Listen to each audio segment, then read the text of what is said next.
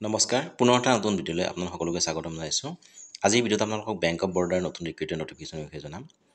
ইয়াত অৰ্গেনাইজেশ্যনটো হৈছে bank of Baroda, পোষ্টৰ নাম হৈছে POMT আৰু টোটেল পোষ্ট আছে 4,800টা। কিমানটা পোষ্ট আছে? 4,800টা। এপ্লাই মোডটো অনলাইন হ'ব আৰু অল ইণ্ডিয়া মেল ফিমেল দুয়োটাই আবেদন কৰিব পাৰিব। বেংক অফ বৰোদাৰ ৰিক্ৰুটমেণ্ট 2025 চেলাৰী ইয়াত আপোনালোকে 50,000 টকাকৈ প্ৰত্যেক মাহে দৰমহা লাভ কৰিব। কিমান দৰমহা লাভ কৰিব?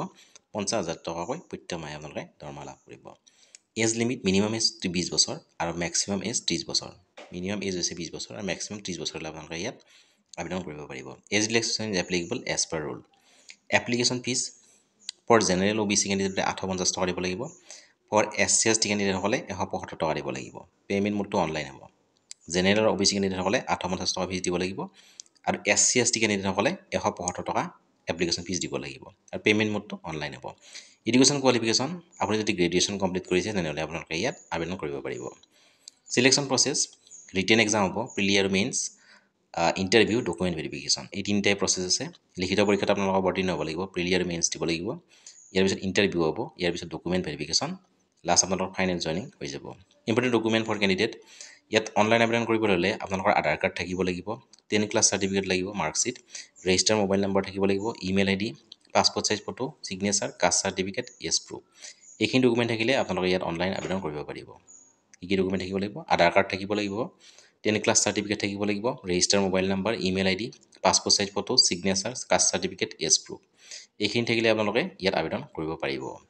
ইয়াৰ অনলাইনটো ষ্টাৰ্ট হৈছে 1 জুলাইৰ পৰা আৰু ইয়াৰ লাষ্ট ডেট হৈছে 21 জুলাই 2025, অৰ্থাৎ 1 জুলাইৰ পৰা 21 জুলাইলৈ আপোনালোকে ইয়াত আবেদন কৰিব পাৰিব। মই পুনৰ কৈ দিছোঁ, ইয়াত অনলাইন আবেদন কৰিবলৈ হ'লে আপোনাৰ আধাৰ কাৰ্ড থাকিব লাগিব, 10 ক্লাছ চাৰ্টিফিকেট থাকিব লাগিব, ৰেজিষ্টাৰ মোবাইল নম্বৰ থাকিব লাগিব, email ID, passport size photo, signature, caste certificate, age proof. এইখিনি থাকিলে আপোনালোকে ইয়াত অনলাইন আবেদন কৰিব পাৰিব। চিলেকশ্যন প্ৰচেছ লিখিত পৰীক্ষাত আপোনালোকে অৱতীৰ্ণ হ'ব লাগিব, প্ৰিলি আৰু মেইনছ হ'ব, ইণ্টাৰভিউ, ডকুমেণ্ট ভেৰিফিকেশ্যন, ইয়াৰ পিছত আপোনালোকৰ ফাইনেল জইনিং হৈ যাব। এডুকেশ্যন কোৱালিফিকেশ্যন যদি আপোনালোকে গ্ৰেজুৱেশ্যন কমপ্লিট কৰিছে তেনেহ'লে আপোনালোকে ইয়াত আবেদন কৰিব পাৰিব।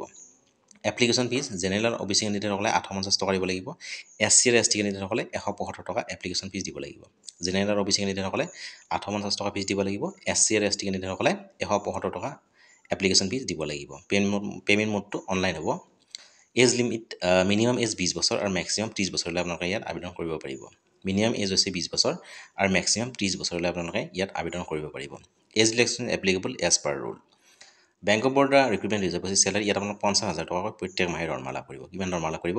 50,000 টকাকৈ প্ৰত্যেক মাহে দৰমহা লাভ কৰিব। ইয়াৰ পোষ্টৰ নাম হৈছে POMT আৰু টোটেল পোষ্ট আছে 4,800টা। এপ্লাই মোডটো অনলাইন হ'ব আৰু অল ইণ্ডিয়া মেল ফিমেল দুয়োটাই আবেদন কৰিব পাৰিব। যিসকলে ইয়াত আবেদন কৰিব বিচাৰে অতি সোনকালে আবেদন কৰিব পাৰে। আহিলোঁ ইমানে, ধন্যবাদ।